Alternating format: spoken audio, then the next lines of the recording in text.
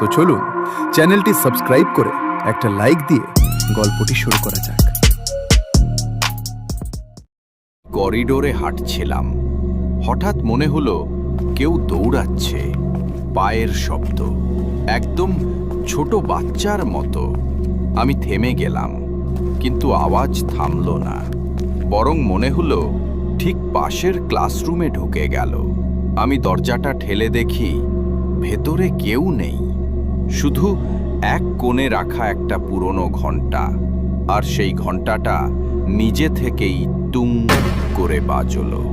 ভেতরে ডেস্ক চেয়ারগুলো ধুলোয় ঢাকা, কিন্তু একটাতে কেউ যেন এখনই বসেছিল। চেয়ারের ওপর লেখা, শেষ ঘণ্টা বাজলে ফিরব। আমি সেই চেয়ারের দিকে তাকিয়েছিলাম, হঠাৎ জানালাটা ধাক্কা খেয়ে খুলে গেল। বাতাসে কাগজ উড়ে যাচ্ছে, আর ঘড়ির কাঁটা আবার নড়ল। 12:01। পুরো স্কুলটা কাঁপতে লাগলো। ঘণ্টাটা নিজের থেকে বাজতে লাগলো একটানা, টং টং টং। আমি কানে হাত দিলাম, কিন্তু সেই আওয়াজ মাথার ভেতর ঢুকে যাচ্ছিল।